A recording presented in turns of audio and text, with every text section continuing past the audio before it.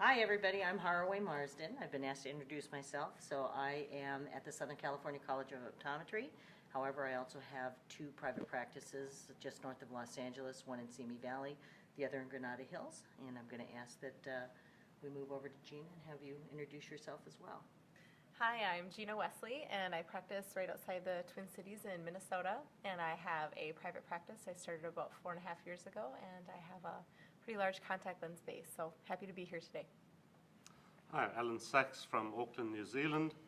Been practicing there for the past 19 years, originally South Africa, so I have a bit of high altitude, dry climate experience, and love contact lenses and really excited about technology and where we're heading, so looking forward to it.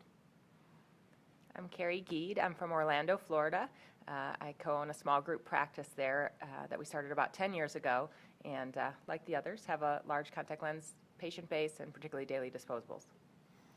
I'm David Geffen. I practice in San Diego, California. I'm a partner in a multidisciplinary practice with Michael Gordon, Jack Weiss, and David Shanslin. I'm Jason Jedlicka. I'm a private practitioner, and I also practice in the Minneapolis-St. Paul area, and practices specializing in contact lenses and specialty lenses. Well, I want to thank you all for taking the time to meet this morning. Yeah. Just going to make one comment for the panel. Because I was watching the video. When you were speaking, I know it's going to feel a little bit awkward, but look at least, particularly for the group on this side of the table. On this side, you guys come in pretty much direct, but when I'm watching the video, it looks real awkward because I see the side of your face. So if you could just, forgive the awkwardness of it, but look a little bit in this direction.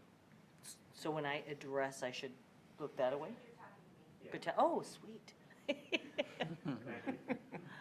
All right, so thank you everybody for coming this morning and meeting, and we're going to talk about some revolutionary technology and material designs.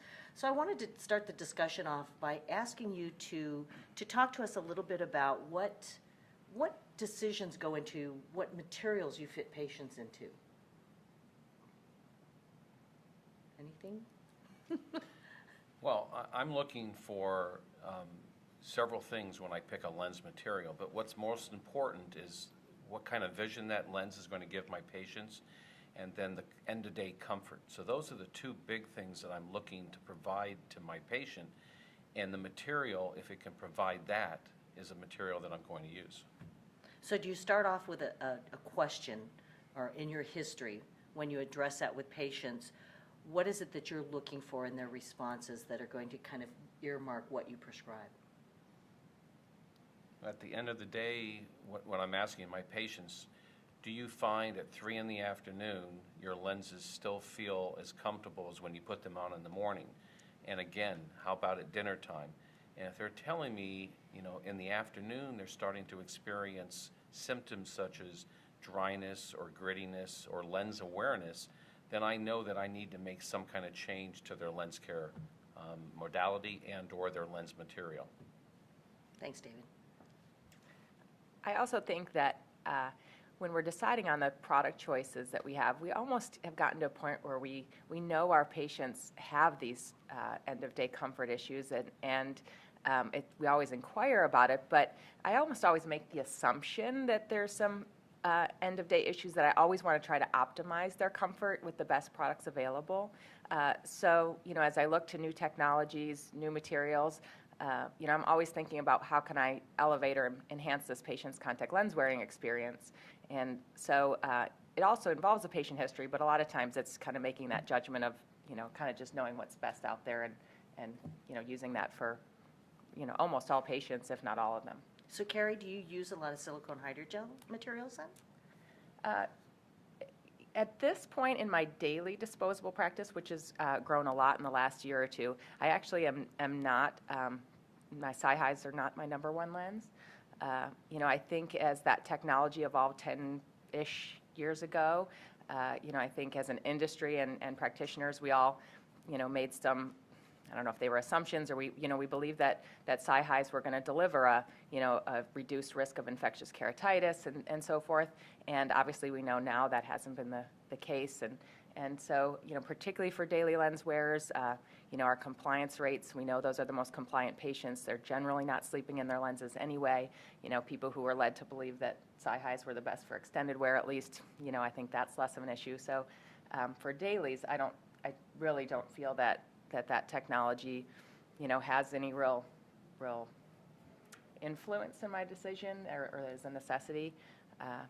Even for extended wear patients and planned replacement, frequent replacement, it's less, I think it's becoming less of an issue because the technology in SiHis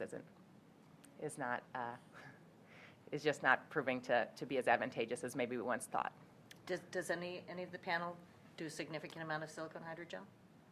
Well, yes and no, I guess. About 14 years ago, in our practice, I made the decision to convert most of our patients into one-day lenses wherever possible.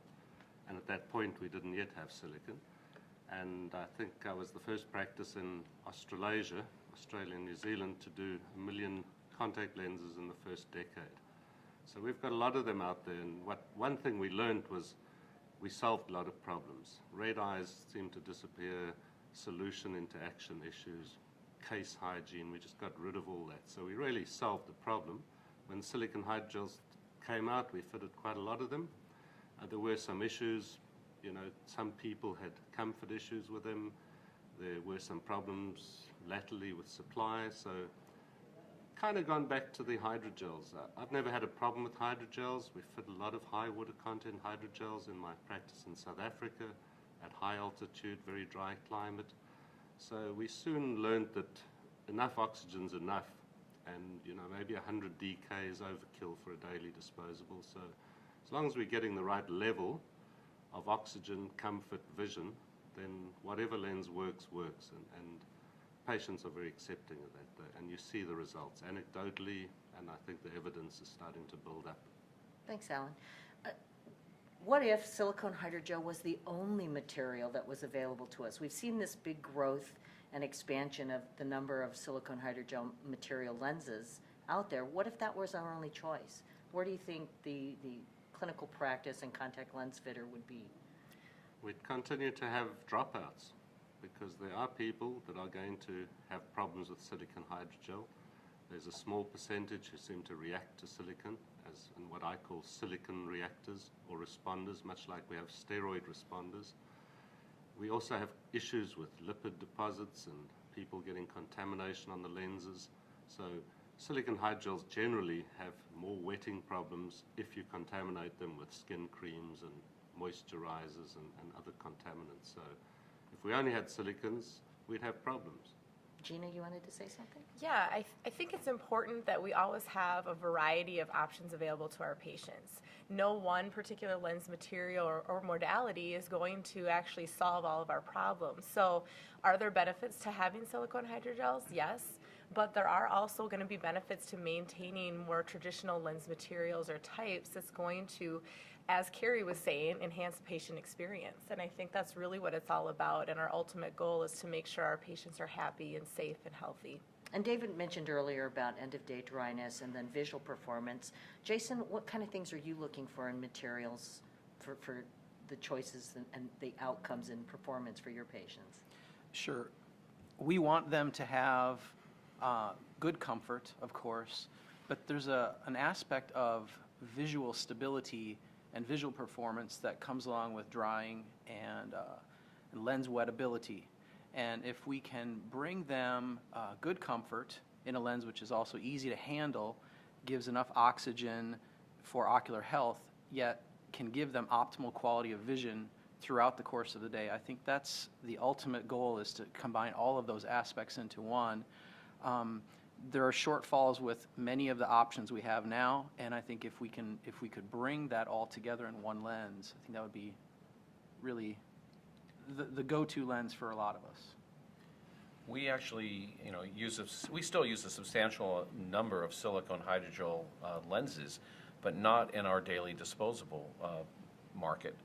We've increased our dailies to over 30% of our practice and well over 50% of our spherical lenses. Unfortunately, we still don't have a lot of parameters in torics and very few in multifocal lenses. So that's the place where we still use the Sci-Hi materials.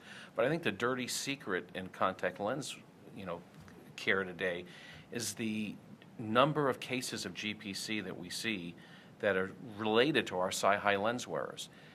I think the issue is we don't see as much published today because we have so much in the way of treatments and pharmaceuticals that we're able to treat these patients.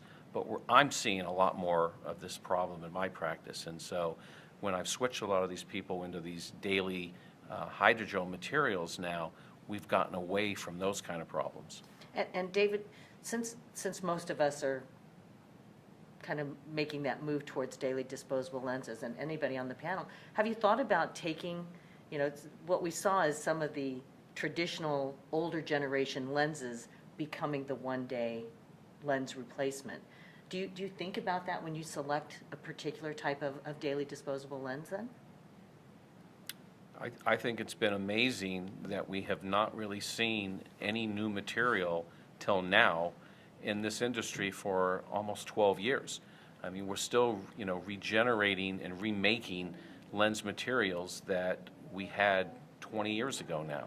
And it's very, very nice to see that we now have a new material on the market that has different attributes that takes some of the benefits of a silicone hydrogel lens and mixes that with some of the great attributes of the hydrogel material to provide our patients with a lens that provides great comfort as well as great optics. If we drill it down, the only thing that silicone hydrogels gave us was oxygen. And on extreme cases, yes, that's very critical on daily wear, but for most patients, the other complications, the corneal inflammatory events that we saw increased, lid reactions that David says, so those issues became, again, more prominent, and we'd largely solved that. So, I think So Alan, to question that one step further, it gave us oxygen, but do you think it gave us oxygen and our manufacturing capabilities became so much better that combination is what practitioners really saw and why we got the, great growth of this particular material? I think almost the reason that silicone hydrogels were kind of developed was to beat this holy grail of successful and safe extended wear. And when that didn't fix it, because it didn't improve the profiles of MK risk, then we said, well, hey, we've got oxygen, let's apply this to daily wear. I think that was it was kind of a default bonus. It wasn't the intention necessarily in the development of silicone hydrogels. What about the daily disposable wearer who naps in their lenses? Do you think about the oxygen demand during that period, and is what's available adequate? It happens, but napping is usually a power nap at 20 minutes or an hour, and we don't seem to see increased risk profiles amongst those people. It's not habitual 8 hours a night, 30 nights a month kind of thing. So, as long as we've got adequate oxygen, I think we can cover those occasional closed eye conditions because the hypoxia doesn't become too great in a short period of time. That's my feeling. So how do you identify the needs of your patients? What is it that you do in your practices or in office to identify what their needs are, whether it's visual, comfort? I think it's important to ask your patients adequate questions about how they're going to wear their contact lenses, what they're going to do with them. And certainly I've grown my daily disposable segment of my practice because dailies provide a sterile environment. They provide a convenience to patients that people really enjoy once they get into them. And I think it's important for us to make sure we're meeting those needs. And obviously if someone's looking to sleep in their lenses, I'm not going to be putting them in a daily disposable. So I think candid conversations with very pointed questions that are going to get you the answers you need to know to adequately fit your patients is probably the most important factor. So Gina, what kind of questions then would lead you down the path to make the choice of a daily disposable lens? Any patient who's telling me that they're looking for a better experience, and we keep coming back to that key phrase of patient experience, is going to lend me to think of any daily disposable that's going to give them that experience. If they're not going to be sleeping in their lenses, who wouldn't benefit from a daily disposable is usually the case in my mind. So that's my go-to lens.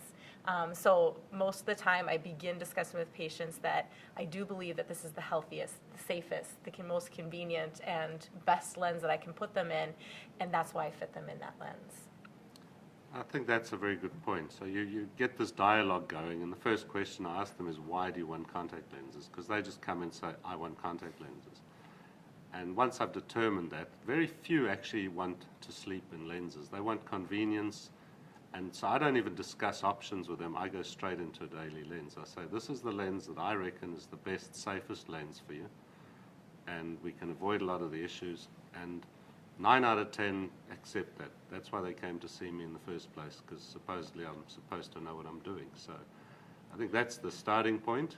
And if someone is dead keen on extended wear, we'll talk about it.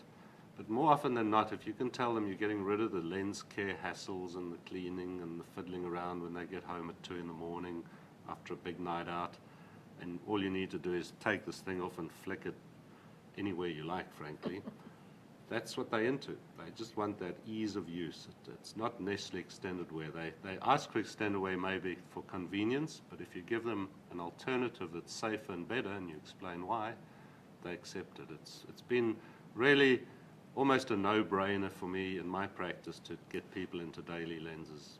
We have a very high successful... Alan, you mentioned the environmental areas that you've practiced in. What kind of questions do you ask the patients to elicit the need or that they would benefit from this modality?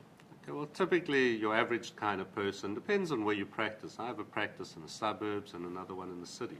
And your city patient is a very different profile. They want lenses that are going to be good in the office 8 hours a day and then another 6 or 7 hours a day at home, surfing the internet, watching TV, playing on their iPads, looking at their cell phones, whatever the case may be. So we quickly determine that, but in the suburban practice, I have more people who want them for recreation and kite surfing and, all sorts of extreme activities which New Zealanders are fairly keen on. So again, we'll target that. But for all those people, no matter what environment they're in, and in the old days in South Africa, it was like Arizona. It's really dry, desiccating kind of climate. So we needed lenses that would perform. And I don't go with the thing that people say to their patients, you can only wear lenses 8 hours a day. My patients wear them 16 hours a day, and they demand 16 hours of functional vision and comfort. So we've got to go for the best lenses. So it's a big determination in what I pick. And it was mentioned about the use of technology. Do we think that our patients today have greater visual demands because of the technology that's available and what everybody's using on a day-to-day basis? I would say that that's been, I even have the discussion with my patients that technology, smartphones have really changed my job. I think not only has it changed the patient's needs, it's also really elevated their expectations of their vision. They expect to be able to read emails that are equivalent of a 3-point font on an iPhone and with very high resolution, whether you're talking about television screens, iPads, any bit of technology that we have. And so people expect to be able to see really, really well, and I think it has just raised the bar on what the optical demands of their correction needs to be, and having a lens that has high definition optics, really fits with the world that we live in, and I think that's something I absolutely consider when we're talking lens designs and new technology. So Carrie, do you have patients then that are commenting about blurred vision, tired eyes, kind of the overuse of their eyes? Absolutely. I would venture to guess all of us deal with that, on a pretty regular basis. I mean, my patient base is generally pretty professional, educated people that spend a lot of hours a day on a computer, and I think they've, come to recognize that takes its toll on their eyes and especially in their contact lenses. But they want more. The world is what it is, and they need to do their 10, 12, 14 hours of screen time, and they need products that are going to fit with that world and that visual demand. And instead of near cards, I don't even pull out a near card anymore. I say pull out your iPhone and check your text messages. Let's see what you can see. And it really has evolved a lot in my career as far as those kind of demands. So are there any symptoms for the panel that kind of surprised you, or things that you look for that a patient would say that leads you down a path then to select a daily disposable lens that offers a solution for those symptoms? One of the things we've done is we ask our patients, mid-afternoon, do you feel like you're starting to get tired? Do your eyes feel heavy? And we find that we get a lot of complaints of this asanopia that occurs in the mid-afternoon period because these people have spent 6 hours at a screen. You know, even on their lunch break now, they're sitting there playing on the internet, shopping, you know, doing their personal emails. So they're spending all day long at this one point of focus. And at that point, when we put a lens that helps correct some of this spherical aberration, has high definition optics, we have found that a lot of our patients no longer have as much of these vague asanopia complaints. You know, it comes down, there's two types of patients. There's the patient who's new to contact lens wear, and those patients who fit into a daily modality, a daily wear modality, we just say you should be in a daily. The patients who come in and have been wearing contact lenses for quite some time, when I say to them, given everything equal, if there was no difference in cost, would you rather have a lens you throw out every day? And 9 out of 10 of them say, yes, I want that. And I show them on a piece of paper what they're actually spending on their monthly lenses with solutions and say, this is what this costs. It's relatively the same. And that's why we've had this huge increase in growth in dailies in our practice. There's another big issue that we've been skirting around, and you talked about cell phones and that kind of thing. People these days are very health conscious. So when they go to the shops, they need to read a food label, which is designed by a 20-year-old on a 24-inch Mac monitor, and it gets shrunk down to something so damn small you can't read it. And the second thing that happens to them in supermarkets, they have these very high volumes of airflow, and it dries their lenses out. And that's the first thing they tell you. They can't read the food label, their eyes dry out in the supermarket, their vision gets blurry. So the first choice lens we need is one that has good lubricity, good wettability, and minimal deposit buildup. And those would be my key things these days when I pick a lens, which provide us the stability in the vision, the comfort in extreme conditions, and just that ability not to grease up with every blink. It's like when you've got a motor car that some guys cleaned your windscreen with a greasy cloth, and you're in the rain and it's dusk, and one sweep of the wipers it's greasy and the next it's clean, and people tell you that. You know, blink, blink, because our lids, as Don Korb tells us, have a lid wiper in that's just about exactly the same as a windscreen wiper on a motor car. So we're damaging the lid wiper when we have rough surfaces and greased up lenses. So these are critical things in our choice of lenses today. So is there anything you do differently than to uncover these symptoms or complaints?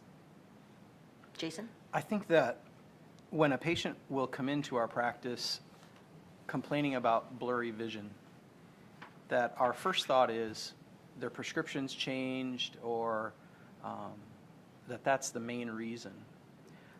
I don't think that we often relate the symptom of blurry vision to lens surface quality, to dehydration, to lenses that are 3 weeks old when they should have been replaced after 2. When a patient complains of blurry vision, I think it's important to ask them about when their vision's blurry. Do you have good vision when the lens is new and clean? Do you have good vision earlier in the day versus later in the day? We start addressing those issues of blurry vision, that will then drive us to a lens which gives them the opportunity to have their vision clear. If their vision doesn't get blurry until a lens is 5 days old, it certainly makes sense to have them in a lens which never has to be 5 days old. As a follow-up to that, I think when patients come in complaining, not to say that's always an easy fix, but when they communicate that to us, that opens the door, and I think we do, of course, all have patients that raise that concern. I think the other thing that we all face is that we know that research shows us, surveys show us, there's a lot of data that patients don't always express those concerns. And so, one of the things that I've always kind of started with my contact lens patients' exams is, I always feel like it's part of my responsibility to you as your doctor to let you know what's different and new in the technology today. And, we kind of go into a conversation of, what other products or advances in the contact lens market could perhaps enhance their experience, as we've said, and maybe kind of open up or engage that patient to talk about things that they wouldn't have otherwise even recognized or at least verbalized to us, because they've just sort of, internally assumed that this is just, the life in contacts, that they have to accept certain compromises. And so it becomes a tremendous opportunity for us to improve that patient's experience, which, driving that patient satisfaction only improves their loyalty, their success, their,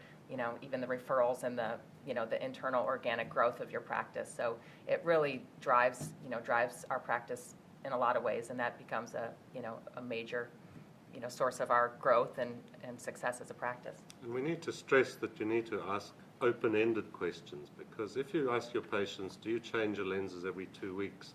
They nearly all say yes.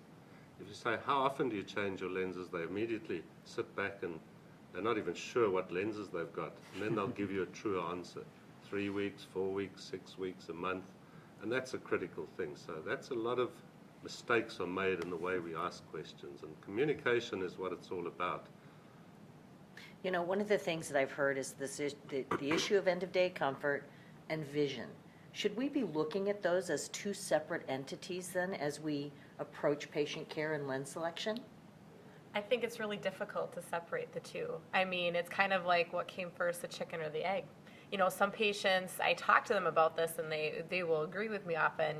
They're like, I think my vision is blurry at the end of the day, but I'm constantly thinking about my lens because it's feeling dry in my eye. So we don't know if it's their vision's bothered because their lens is dry, or they're truly bothered by their vision, and so they're aware of their contact lens in their eye. So I often tell them, it's kind of hard to separate the two, but we're going to certainly try and improve upon what maybe could be causing one or both of those issues, and hopefully that will, bring us to a great resolution for both. Great. And do we feel that there's then the need for new innovation beyond what silicone hydrogel offers us? Absolutely. Absolutely. And so what features would those be? What is it that you're looking for with your patients? Biocompatibility. Vision. What's that mean? Well, that's the great question, isn't it?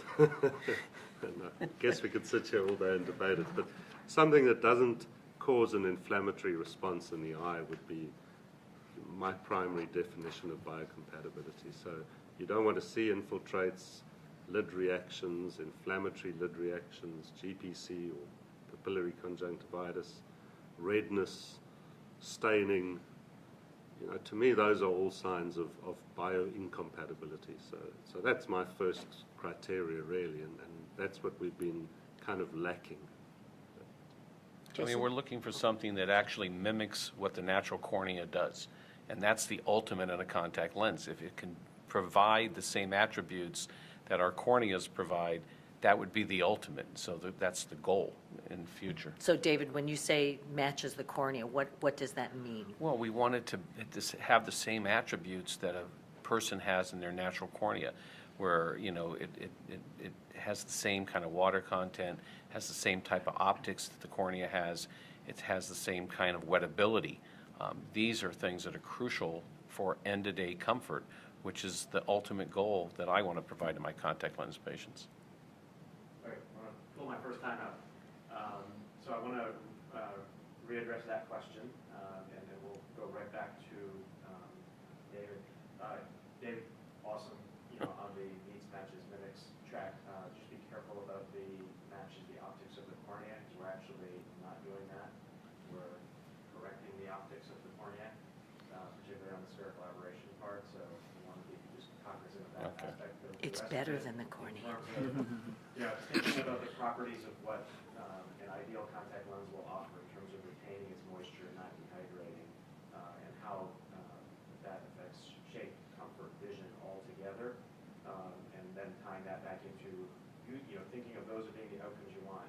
What are those attributes of the ideal lens that you've been asked to define?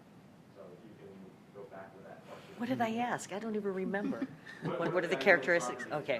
of contact lens fling it and I'm done.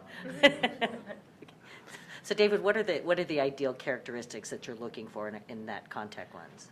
Well, we're looking for something that is going to mimic the natural eye. That is, as Alan said, it's biocompatible. It's going to mimic sort of the natural abilities that our cornea has. We're looking to correct the vision with something that provides that HD optics, that corrects spherical aberration, that corrects the prescription that patient has, but also has the wettability that a normal, healthy cornea has, so that we're not making that eye dry out at the end of the day. That has good wettability throughout the day. That's what our patients are looking for. That's what we're trying to achieve in good, comfortable lens wear. And Jason, you were going to add something? I was just going to add to that a lens which resists dehydration. We all know what happens when a lens dehydrates. It changes shape, it changes optics. You can have perfect optics on a contact lens, but if it dries out, the vision's going to be blurry. If we have a material that maintains its hydration level, we're going to have a better fitting lens, because that lens is not going to alter in its shape and its fit to the eye itself, and we're going to have stable vision through the day. And I'd probably add to that, we want something that mimics the tear film characteristics, because we can correct all the high order aberrations with aberration control, HD optics, but the tear film, or lack of stability of the tear film, is the biggest contributor of aberrations in the eye, and they're not something you can correct because they vary with every blink and every second of dehydration post-blink.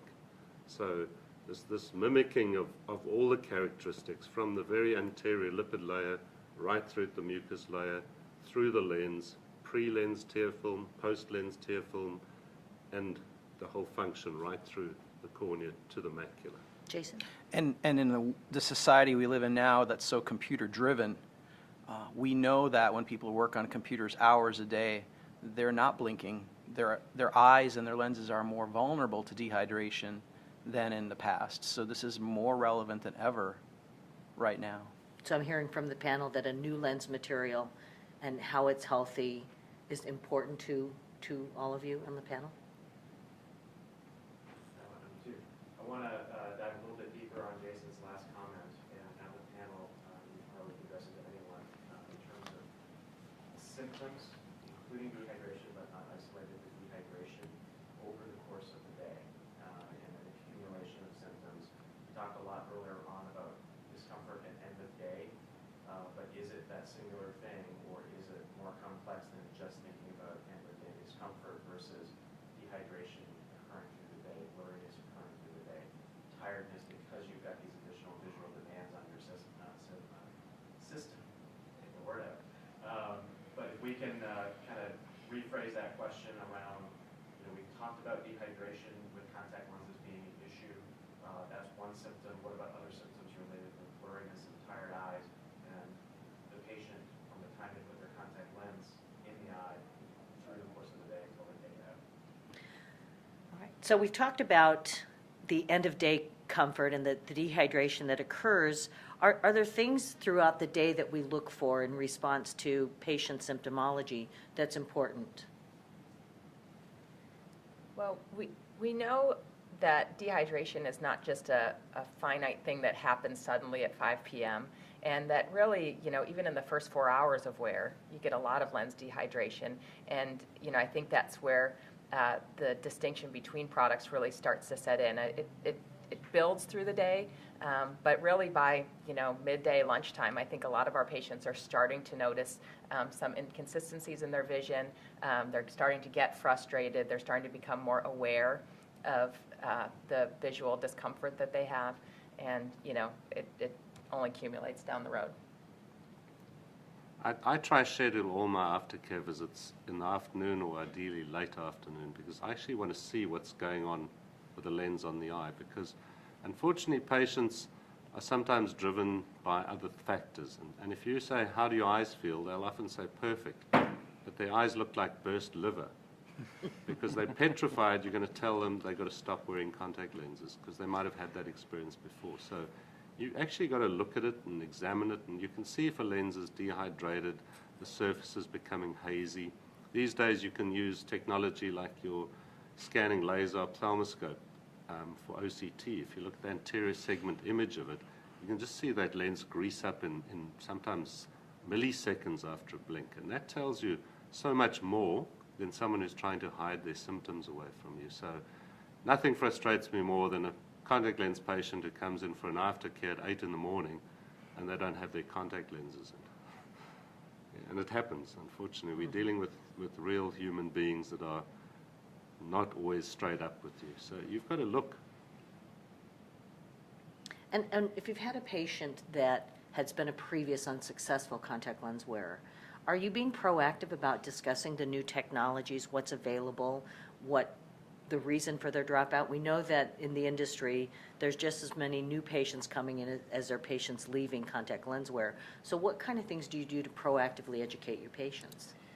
You almost need to take a step back, I think, because people who are dropouts often have underlying problems.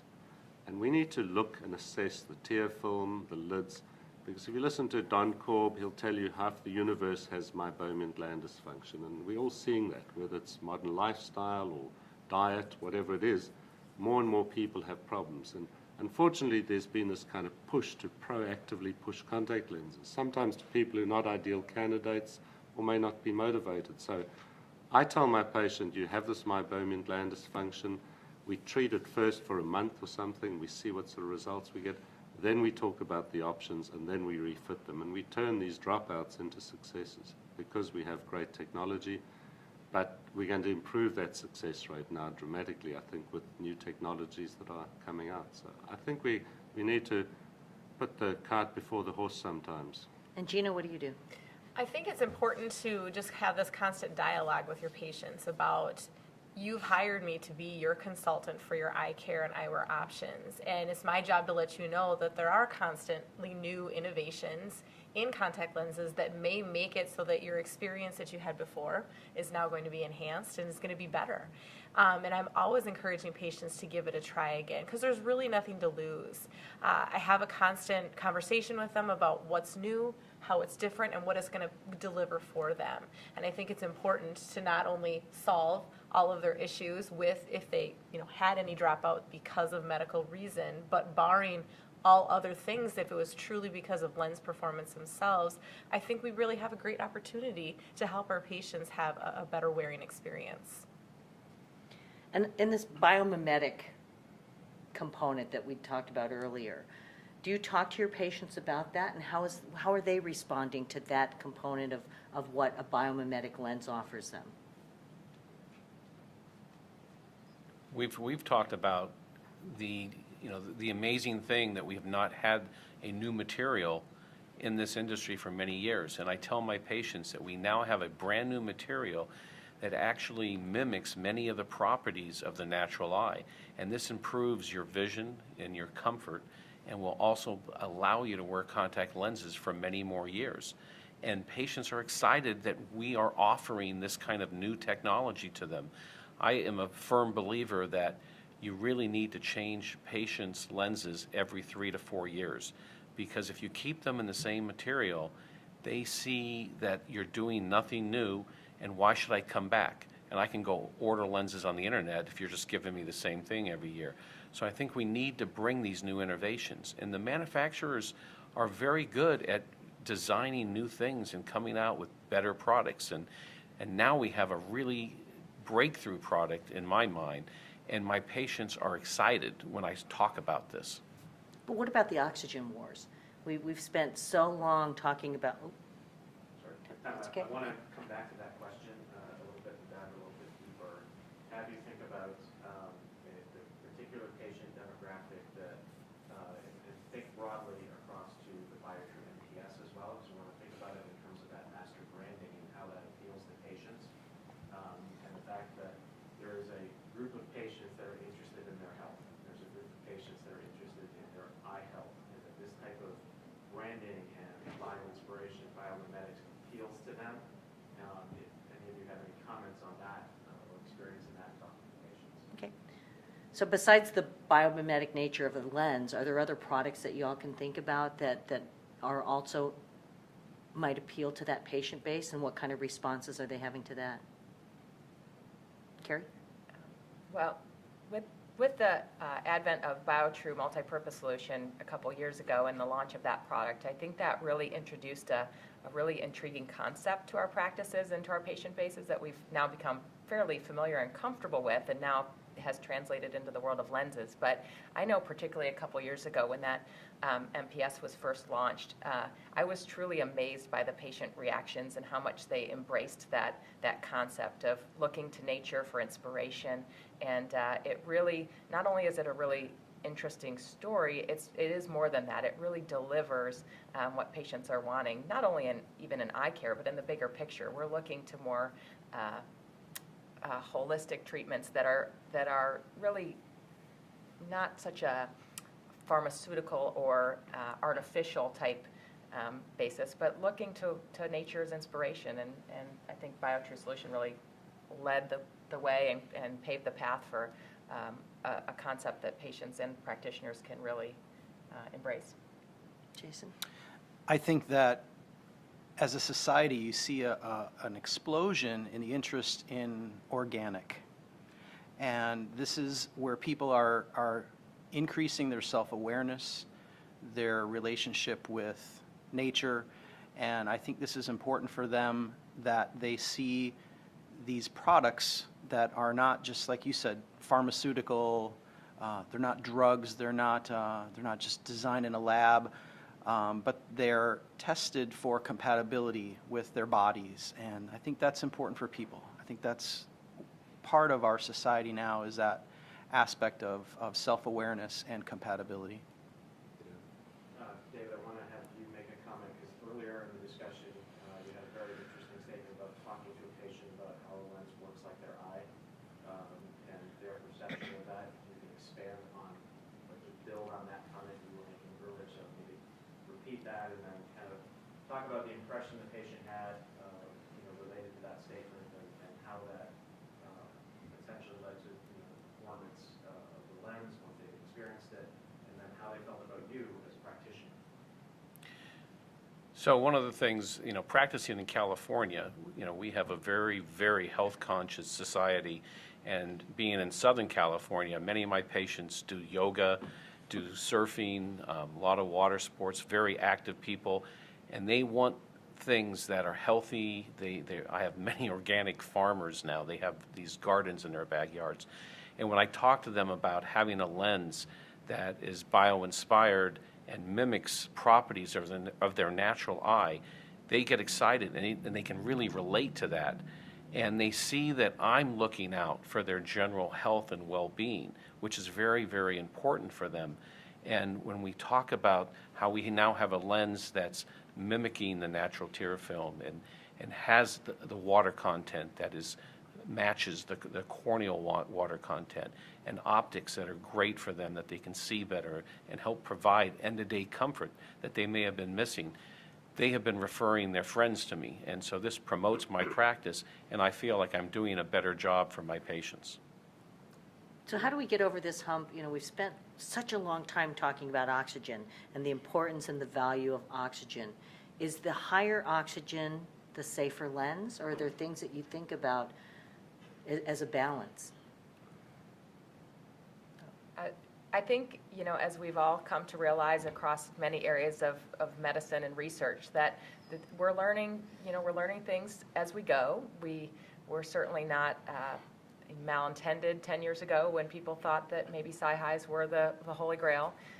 But we've just come to realize through, research and time that the oxygen really wasn't the key that perhaps we thought it would be to overall success and reduction of inflammatory events and keratitis and so forth. So, I don't think that, what we thought 10 years ago has really held true, and I know as an industry we're coming to realize that, but, we're starting out that we believed 10 years ago are now just proving to be myths that are shattering, and I think we need oxygen. We need a certain level of oxygen to deliver health to the cornea, but we don't necessarily need hyper levels of oxygen like a Cy-High has delivered. Absolutely. The key word there is this balance of properties. We need to balance all the properties to get the ideal contact lens. And as we've been talking, organic is an important thing in people's life and being green. But at the same time, this is the technological generation. So when we talk about this biomimetic thing, we're using technology to give them this biomimetic function. So they like that mix and that balance in the blend. Time out number 3. Alan, love the way you started. I want to stay away from organic and green Okay. because that's a very different area, particularly the daily disposable category. You're throwing away the plastic. Oh my gosh, what a waste. Yeah. So if you We could, get that in California. Start over. We do too. It was going great, and jump over that organic green part. Start again. Please. Okay, so what we see these days is we've got people who are very aware of things, and they want things that are healthy. They want things that work well, are safe, healthy, and if we look at it, it's about balancing the properties in a contact lens and in life in general. That's the problem. There's too much extremism that goes on. And so they like technology, but if we can say it's mimicking nature, that's the kind of thing they like, getting this blend between nature and technology and using the technology to copy nature like we've heard from everyone on the panel today. Gina?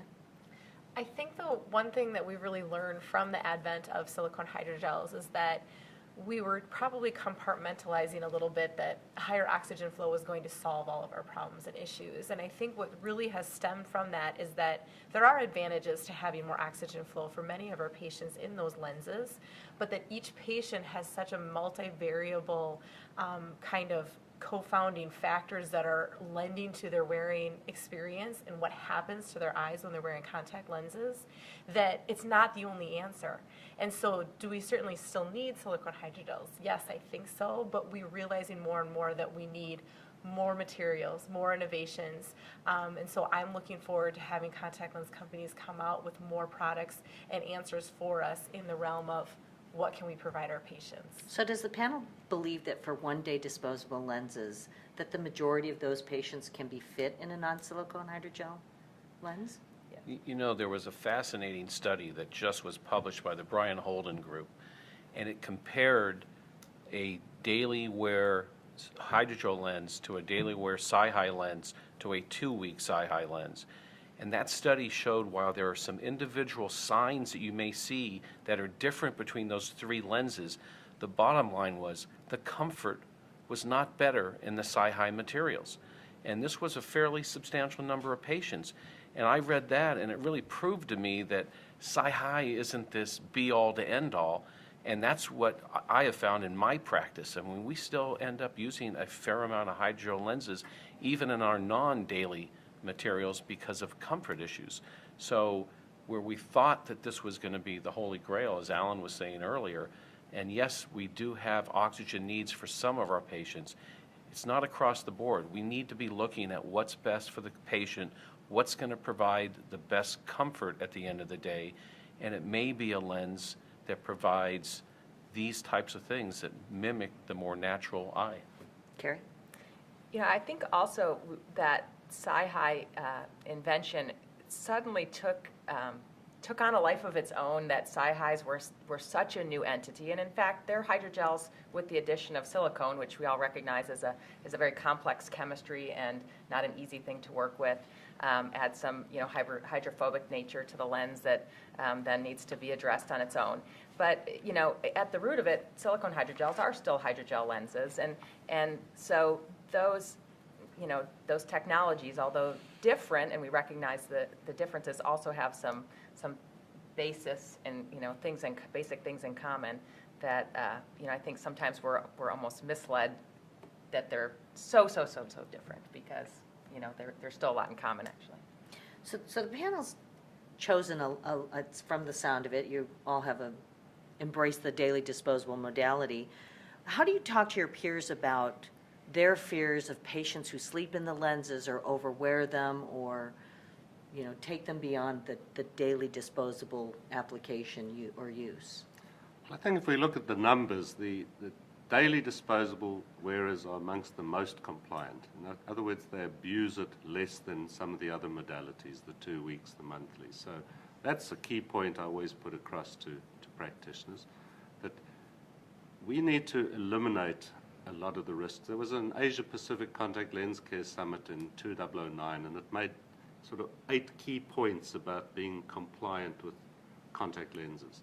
And by going to a daily lens, we eliminate about 2/3 of those points. So we're only left with 3 things. And if we can focus our education of patients on 3 things, is that keep your hands clean, avoid sleeping the lenses, and change them every single day.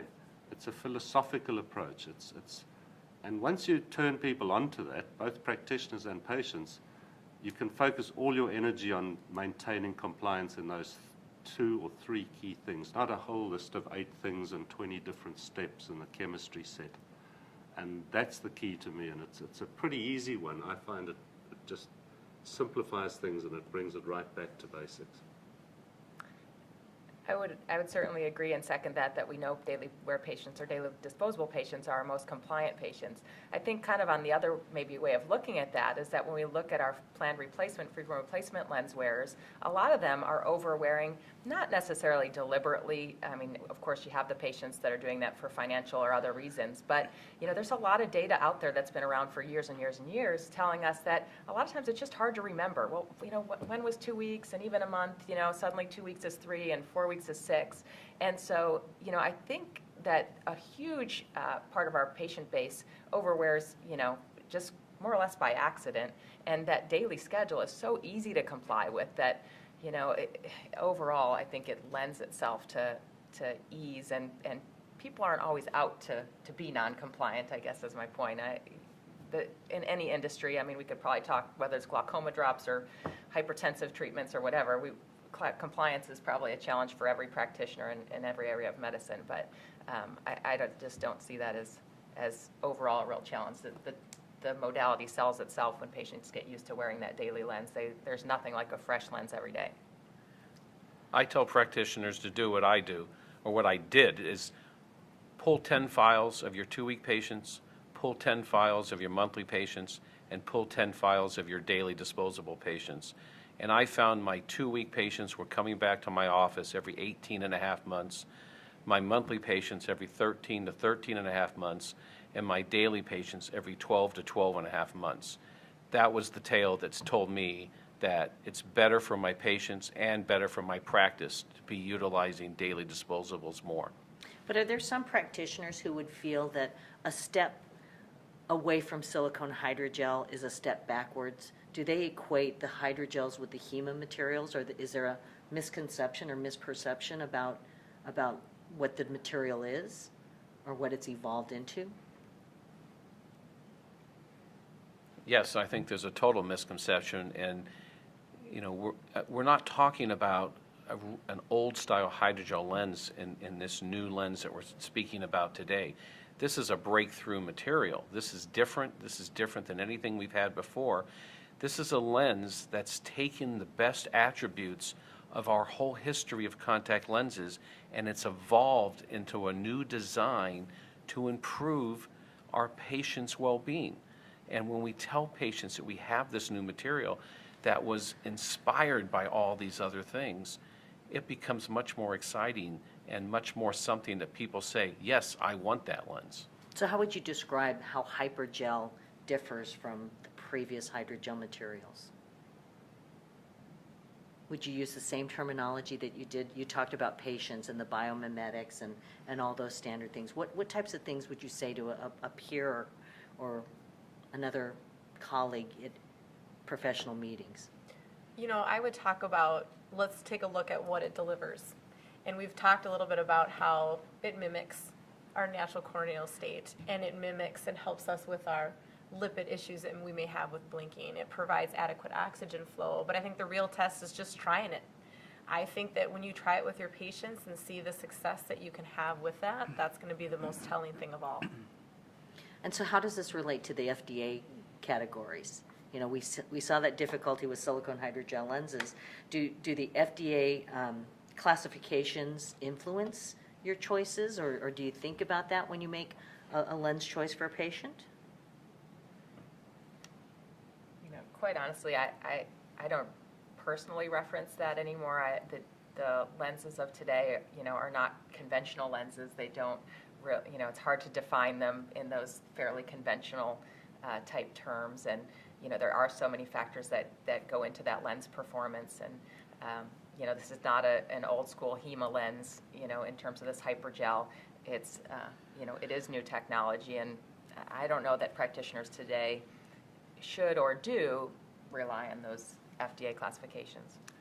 Yeah, except I would say if I see a papillary conjunctivitis, I'm probably going to try and avoid an ionic polymer, and I'm probably going to try and avoid a silicon polymer, silicon hydrogel, because we're more likely to cause inflammation and reactions on the tarsal conjunctiva. So those, I still think about it, but probably I'm, grew up with the FDA classification, so I kind of still think about them, but not often.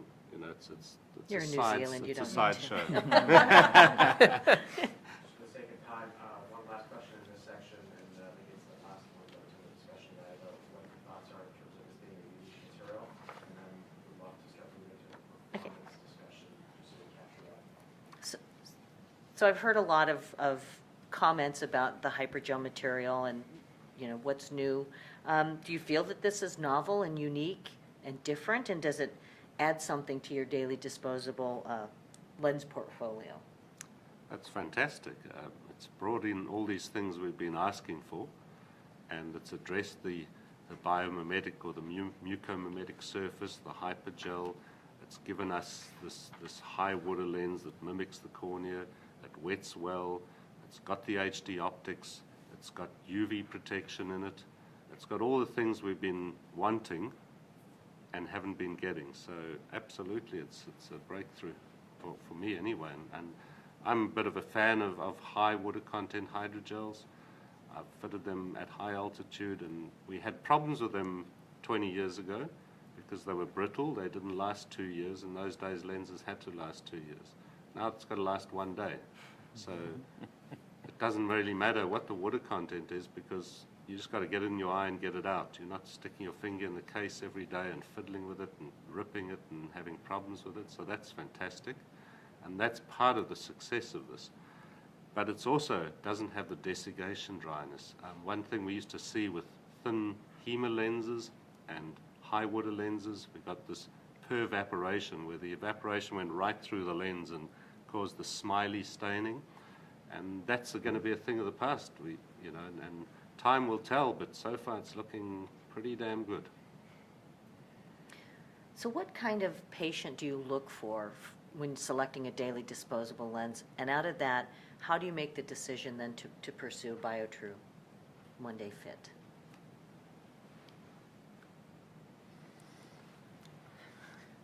Go ahead.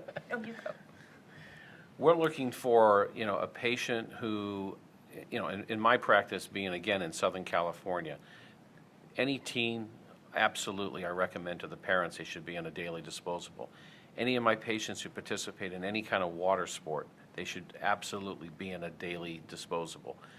And then I look at the lifestyles of my regular patients, and with this new material, the comfort has been so far surpassed my expectations that I am fitting the majority of my spherical patients. I'm recommending this lens. And one of the things I'm doing is I say to these people, let's give you lenses for a week. Go home, try these in your natural lifestyle, come back in a week, and I'm finding 9 out of 10 of the patients come back and say, I don't care what this costs, I want these lenses, because I've never had anything as comfortable as this product in my life. I've been blown away by the comfort as well as the excellent vision that it's provided. Terry?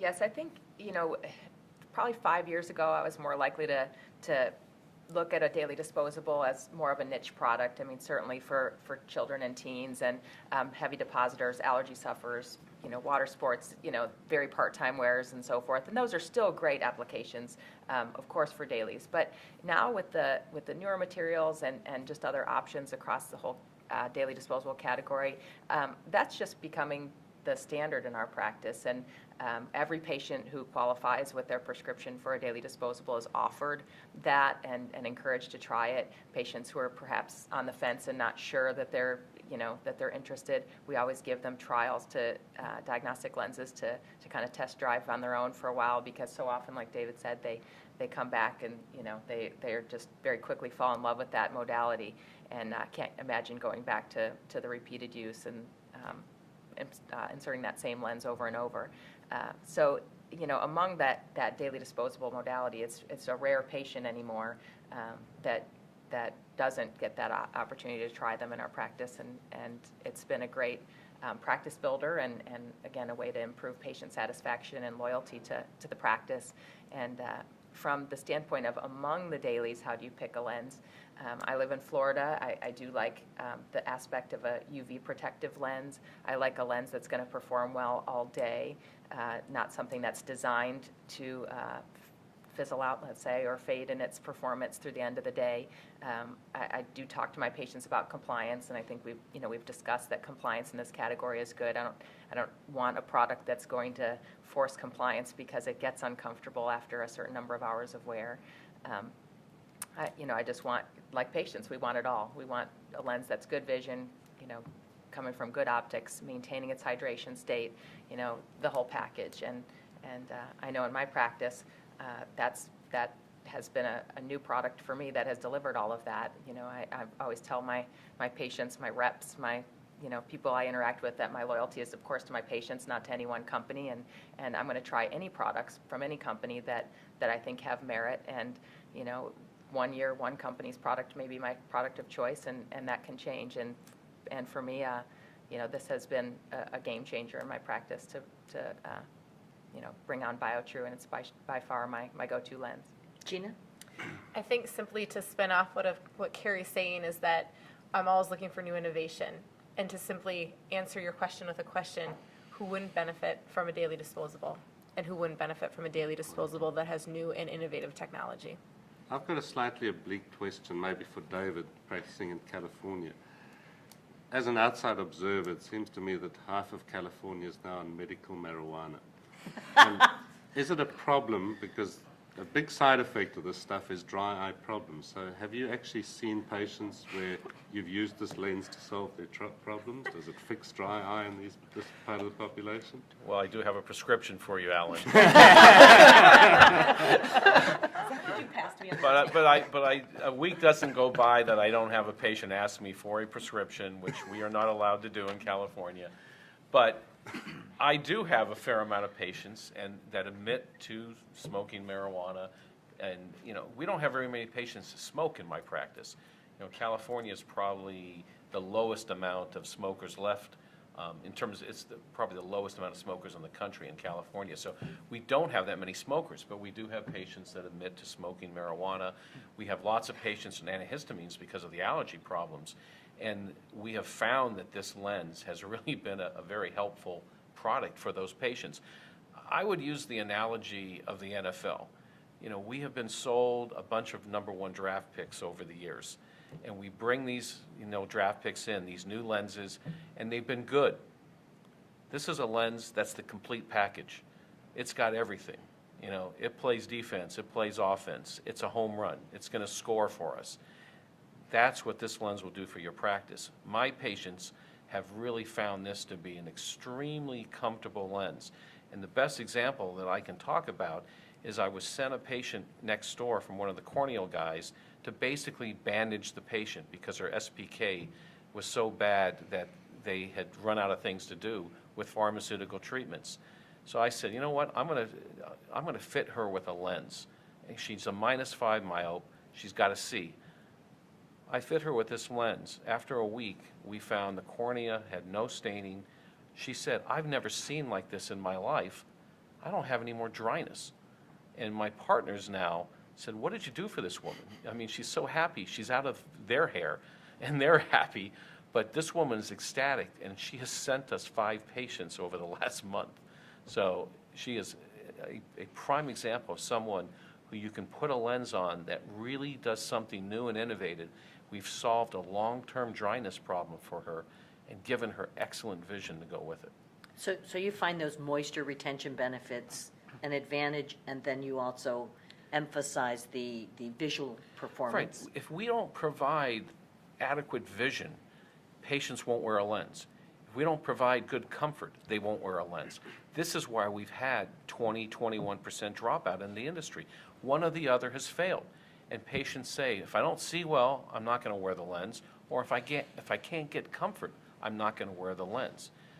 I think we have a product that will stop these, high rates of dropouts and really start to get some growth in this industry, because we get 20% new patients, but we're losing them on the tail end. We need to do things to retain our patient base and keep our contact lenses in their lenses long term. Jason? I'd just like to say that my historical experience with dailies has been that for patients who seem like they would benefit from a daily disposable, there always seemed to be a reason not to go that route. Maybe that teenager, I think, would be a great candidate for a daily, but early generations of dailies were difficult to handle in many cases. Maybe that patient, the adult, would be a great candidate for dailies, but the early generations of dailies optically seemed inferior to me, to our disposable monthly other options.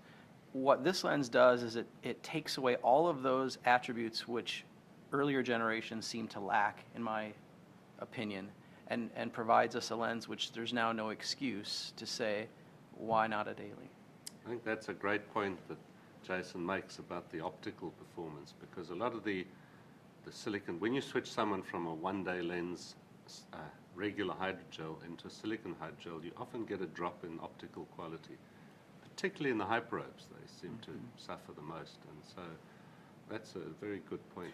The other thing is there's a few specialty dailies out there that we've used for patients who've had severe dryness and just really comfort problems that have been helpful with the comfort issues, and we have found a very good use for those lenses.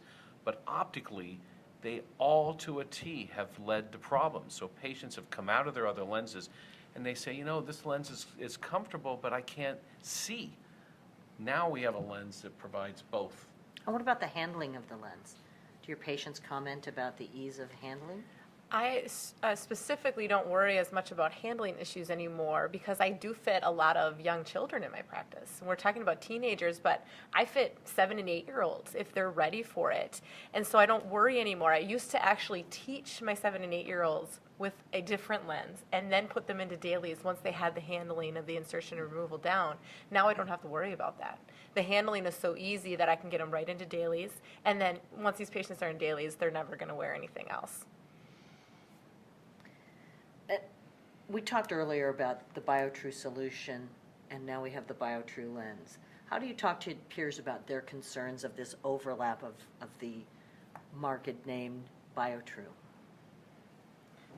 I think to me it's made me rethink, why did it take so long to get here? It just makes sense that we have products that, in some essence go together, especially when you have the same company that's in both industries, in lens solution and lenses vision care.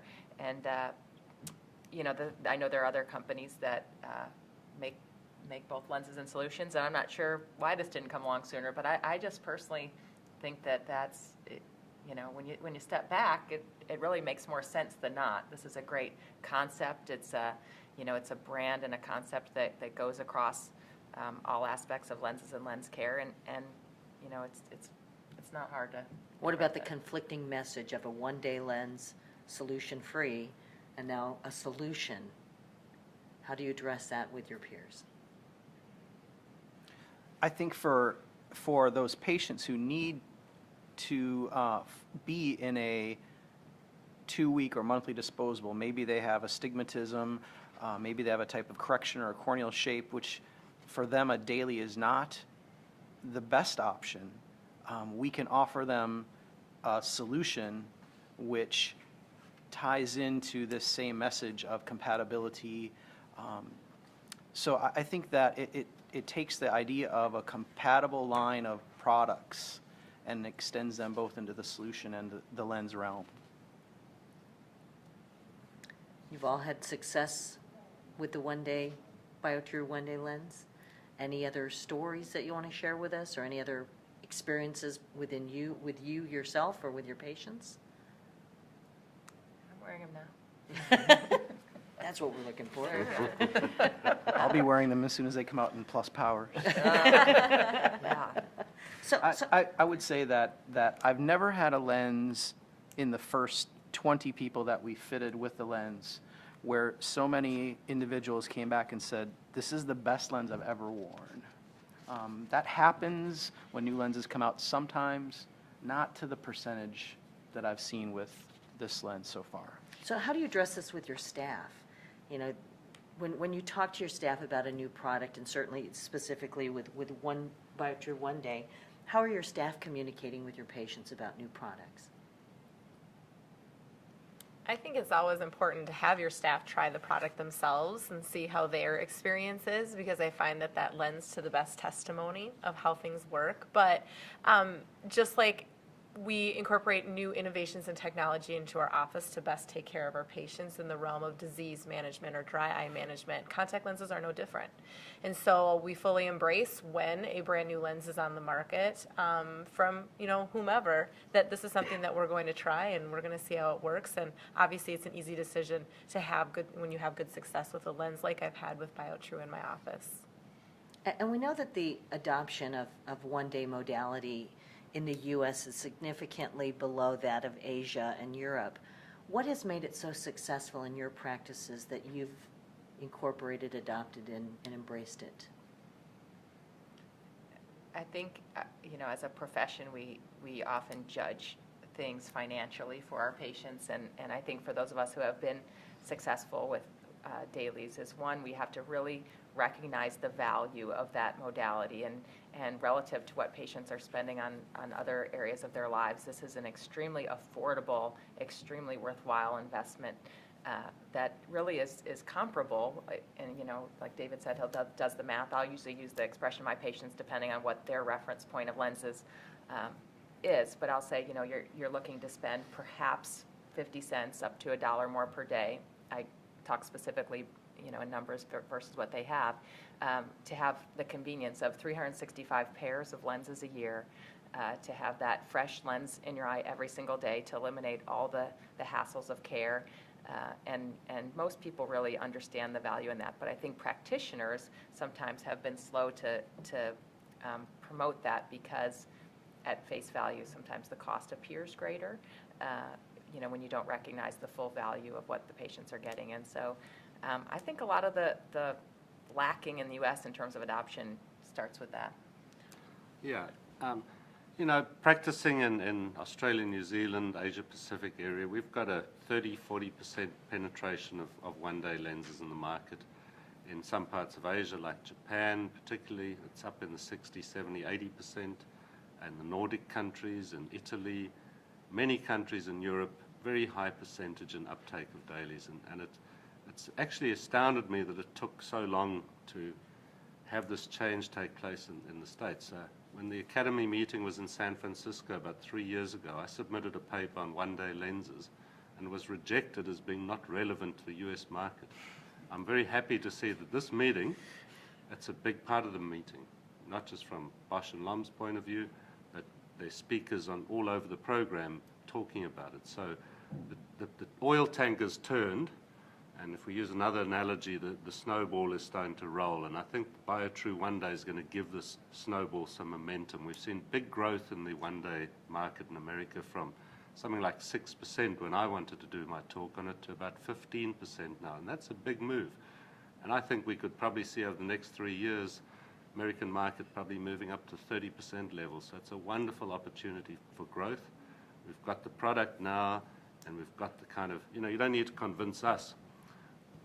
It's the marketplace that's going to really do it, and we just got to get the message out there more and more and stronger and stronger. And people are starting to respond. People I talk to, I communicate with practitioners all over the world, and my American colleagues that I communicate with are definitely starting to show a big interest in that. So I think the game's changed, and things are very positively moving in that direction, and that's a great thing, because we just don't see problems. You don't have unscheduled visits anymore. You don't have all the complications. The amount of therapeutic prescribing is going to drop because of this.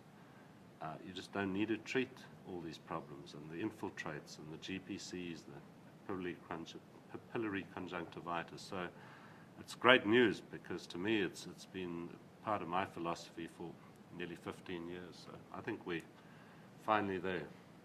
Jason? I think we need to get beyond the cost being the factor. And I think as Americans, we're so driven to getting as much as we can for as little as we can spend.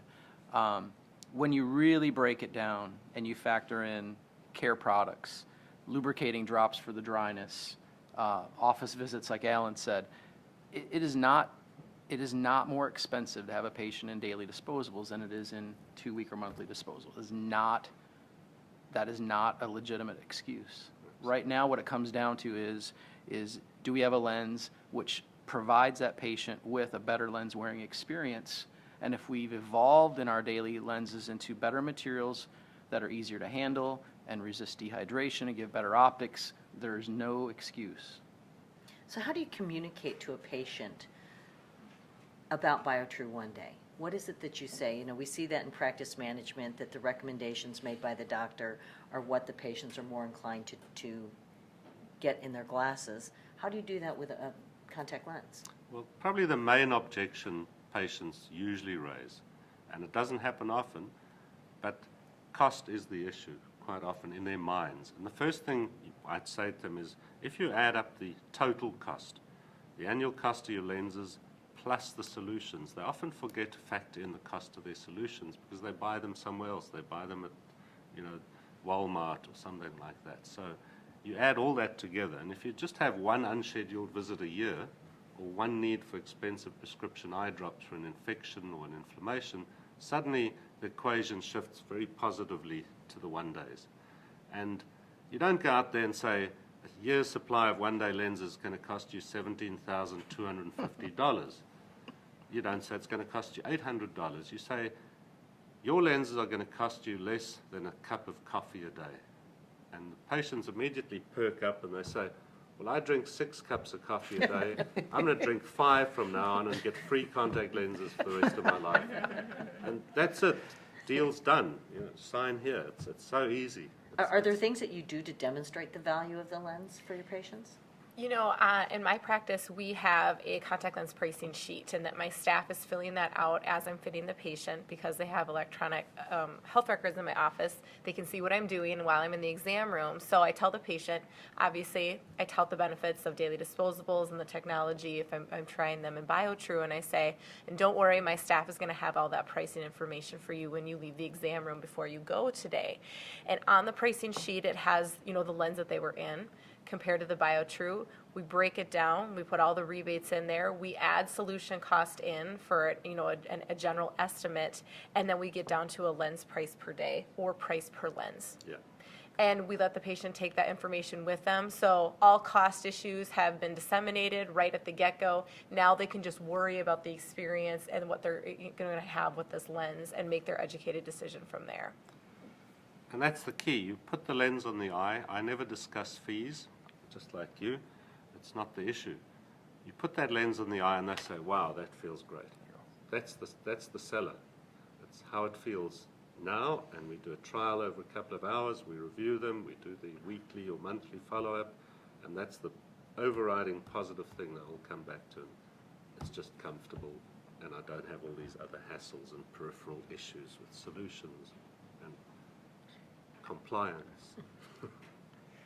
I think in our practice, what we've done a lot of times too is we eliminate the risk in the sense of, even worrying about the cost because of the, like we talked about, that's still a perception that may lie there. And in the sense, we let the patients try those. If they're wearing a frequent replacement lens, I give them that as an alternative. I put that in at the end of the exam so I can do the initial fit and get the initial feedback. But, even if the overall expectation is that they might stay with their same lens, we give them the opportunity to try something new.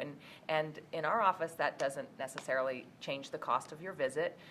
It doesn't add any significant time to my interaction. It makes a really happy patient when they get to try something new without necessarily worrying about, committing to it, the cost of it or the lens otherwise. And when you eliminate that risk and let the patient try it and experience it for 5 or 10 days, usually they're hooked pretty quickly on a daily modality because of all the benefits that we know and have discussed. David, sorry. What we're all saying is the lens speaks for itself. Put it on your patient's eye, let them wear it, and in a week they're going to come in and say, can I buy a year's supply? That's what I found in my practice. The comfort and the vision has been improved in this design to an extent where patients want it once they've experienced it. And so that's what I'm routinely doing. I'm giving them the chance to experience a lens that provides better comfort as well as great optics. I think David made the point earlier that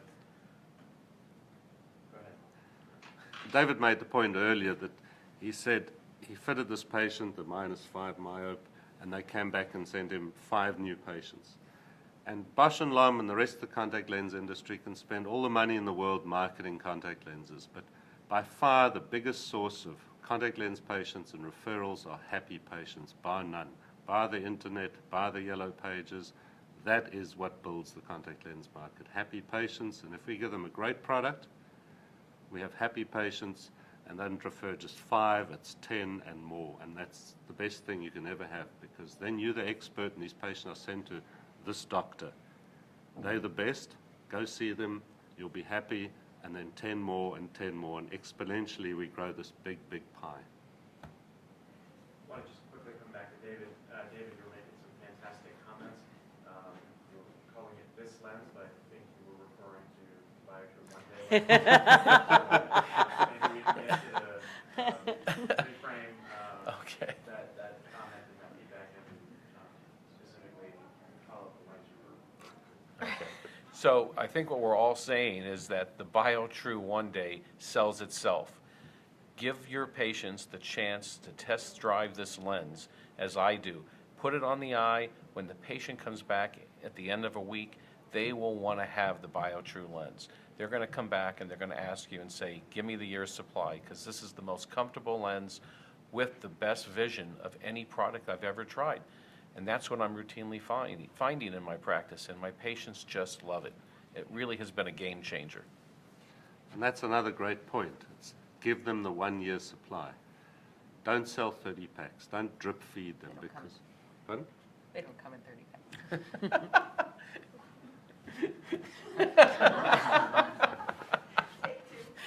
Yeah. I'll say that again. What do they come in? 90. But, okay, I'll go back. I'll start again. Your staff takes care of that.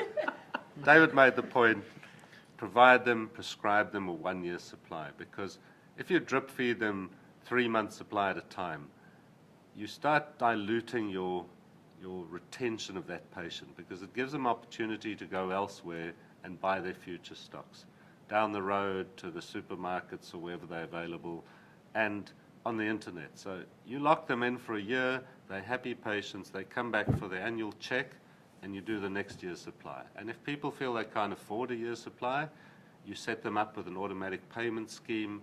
You just make it easy. And we've had great success. And you can almost we've done some of these service agreements or packages where they pay a monthly fee, and by the time they've paid their 12 installments, there's a surplus in their fund, in their account, that covers your annual fee. So when they come and see you, they know they don't have to shell out any money, and they just keep rolling over that automatic scheme. So it's a great way to get patient retention, to avoid shopping around and going on the internet. And that's the key here, I believe. And you all mentioned the test driving of lenses. What do your patients say when they first put the lenses in? Wow, this feels good. I mean, that is almost across the board when you put it in initially. And does that change, throughout the day? Do they make any comments about the wearing during the day and at the end of the day? Yep. Definitely patients are noticing, longer comfortable wear times, better visual performance throughout the day. I think overall they're just less aware of their eyes and their vision, and that's a positive thing. I always talk to people about if you have to think about seeing, life's too busy to think about seeing is what I usually say. And when you can get through that day and not have to think about your lenses, I think that's a huge measure of success. So, they come in and they're raving fans because they haven't had to think about it. So the quality of vision is also extended? That's absolutely true, what Carrie says. If the patient comes back and says, I haven't thought about my eyes all week, what better thing can happen than having that lens that's basically truly mimic their natural properties of their eye? That's the best thing I can hear from a patient. And do you see that the fit of that lens is any different, or that it looks any different to you as the practitioner? Versus Any standard soft lens. When silicone hydrogels came out, we kind of went with it could move a little bit less because there's more oxygen. Do you see anything about the fit of this lens that raises any compromise to the way that you fit soft lenses before? No, I think it's a well-fitting lens. You don't see I don't see decentration of the lens being an issue like you do with some other designs, and I just think it's a very well designed and easy to wear lens. And the annual supply, how easy is that for you to talk to your patients about the purchase of an annual supply? My staff is tremendous at using the rebates, and we don't ever offer anything but an annual supply. If the patient doesn't want it, they will let you know. We assume every patient, for any lens type that we fit in our practice, is purchasing an annual supply lens at the time of the visit. And so that's our assumption, and if the patient doesn't want to do it, fine, they'll talk to the staff, but they're very good at showing them what the rebates will do for them, and for us, it's been over 90% are getting annual supplies.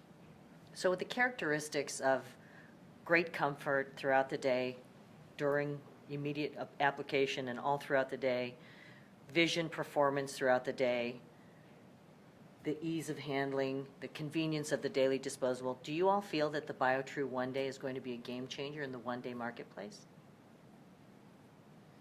It's going to be a game changer in contact lens wear, period, not just the one-day marketplace. It's going to be a change in modality for practices when they start realizing that they have a lens that shows this kind of comfort as well as the optics that it provides. Doctors are going to start getting out of this 2-week monthly modality and putting their patients in a modality that's healthier for the patient, better for the patient, and as a sideline, it's better for their practice. The patient's going to return more often, and it's actually, and it's not a dirty word, it's more profitable for your practice in the long run. Which lens was that, Nick? The BioTrue one. So the BioTrue One Day is a lens that is a game changer. It is a lens that it's going to change the nature of how doctors are fitting lenses. When doctors start to utilize the BioTrue lens, they're going to find that they're going to be switching their patients out of monthly lenses, out of 2-week lenses, and grow this one-day market because it's healthier for their patients, it's better for their patients, and it's better for their own practice because the patients return more often and they're happier and they stay in contact lenses, and it will end up being much more profitable in the long run for their practice. Do you need me to close, or is there anything else? I got a couple of quick questions before you're close. Norway, you can add these in. We're going to kind of go back to the earlier.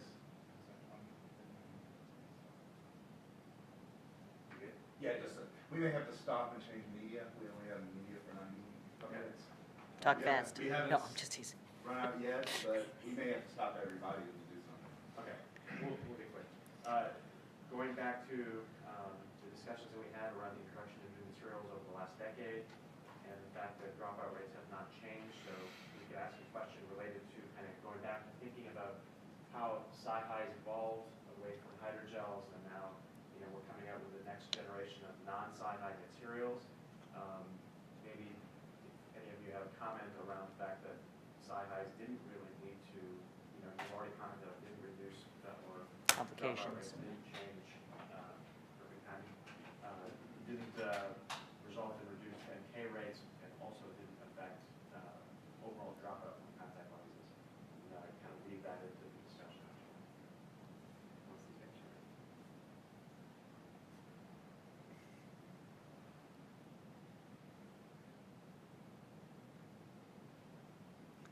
Can I ask a question while we're off camera? Because you probably wouldn't like it, but what's the panel's experience when you compare this to the old soft lens one day? Oh, Comfort's it doesn't compare. greatly improved. You hold this lens up and it doesn't dehydrate. In fact, I was wondering if anybody's ever done that for a patient where you just put it there and you put it by another one where it becomes a potato chip. And this one, it just gets smaller, but it has its beautiful shape. Do you want me to ask that or just leave it up? I don't think we need it, Yeah. but hopefully Harley answered your question. Yeah, no, it was good answers, thanks. Yeah, I didn't trust their Likes little my pictures of it. Well, it's when you just leave the lens sitting there, and, Yeah. you know, you throw one in a case, and you forget about it, you come back in an hour or two, and you go, what's that? It looks Hey, like a it's gas still bottle. soft. So one of the things with contact lens wear, you know, we saw with silicone hydrogels, and I think it was raised earlier about oxygen, you know, we thought it'd be the cure-all, end-all. And we know that that's not the case. We also thought that because of the dehydration issues, that the dropout rates would decrease, that the complication rates would decrease. What are your thoughts about how it's affected your practice and what we've seen? And now with new hydrogel material coming available, you know, what are the things to look forward to?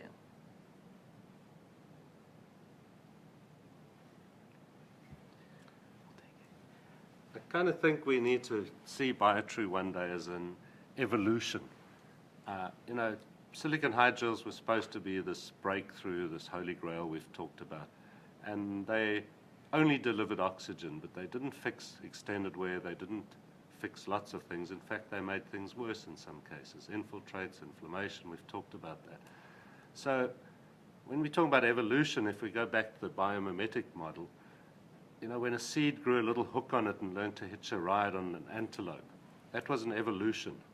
It wasn't a very dramatic change in the function of the seed, but it solved a problem. It made that thing a better functional thing in the situation. So that's what this lens is. We've fixed all the old problems of traditional hydrogels. We've solved the complications with silicone hydrogels. So we've got this evolutionary, and we could even say revolutionary product. So it's to me it's a game changer, and I think it's going to be something that makes a big difference in the contact lens world, And that particularly seed then became patients. Velcro, which gave us the next Exactly, evolution exactly. of functionality. Well, that's it. Jason? And that's how we look at it. You know, when silicone hydrogel lenses were first introduced and we saw the potential, that's where the industry was driven for developing new products, and we as practitioners wanted to seem like we were at the forefront. So we wanted to adopt technology and innovation as it came up so that we could provide the best for our patients. But we all saw the shortcomings of some of these lenses, and I think we all want the extra oxygen permeability that the newer technology lenses delivered, but we also wanted many of the attributes of our hydrogel materials we had in the past. And this lens just brings the combination of the two together, and so that we have the opportunity to have more oxygen than we've ever had in a lens outside of a silicone hydrogel, but with all those positive attributes that the lenses that we had in the past had as well. So last question, why don't you put yourselves in the frame of mind of a compliance topic? And as we're getting ready, put yourselves in a frame of mind of a compliance question as you're answering this next one. But is it beneficial, particularly when you have a high volume daily disposable practice, or you're here who's thinking about moving a lot of this practice to the visitor practice to the daily disposable? Is it beneficial to have a contact lens material that's unique to the daily disposable segment and not being used in other fitting modalities and replacements?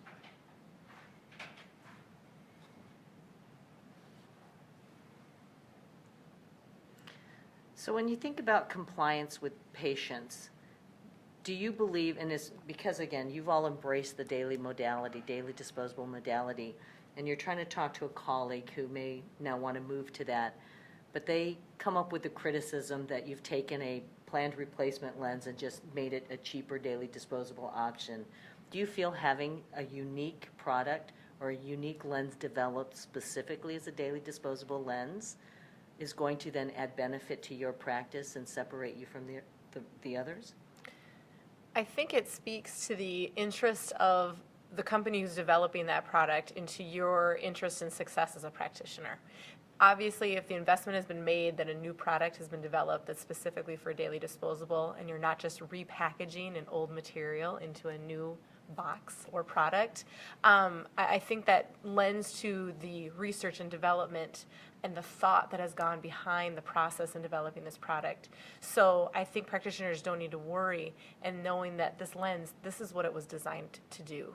This is what it's designed to work with your patient's eyes, and that if you use this lens, and as we've spoken to before, our most compliant patients are our daily disposables, and the argument I always have is even those patients who are reluctant to try it, give them 2, maybe even 3 weeks worth of these lenses to try so they can develop that daily habit to realize the benefit, and that innovation in lens material that's made just for that will speak for itself. I think the fact that Biotrue One Day only exists in a one-day modality is an absolutely critical point, because you might fit a patient in one of the other one-day lenses, and that's your philosophy, and you've convinced them that this is the right thing, and they're happy as anything. But they're shopping one day, and they go into one of the local chain stores, and they say, I want to get a 2-week or monthly lens. And they say, well, we've got the same product in a 2-week version. But by having Biotrue only in a one day, they can go into another place and they can have another lens put in their eye, and they're going to say, this don't feel so good. So straight away, you've avoided that compromise and that risk. So I think it's a very clever strategy. Well, I want to thank the panel for meeting this. I guess now we're on close to afternoon now. Certainly appreciate your insights and input, and look forward to working with you again. You did a great job. Thank you. Thank you. Who needs that Tom Quinn kind of guy?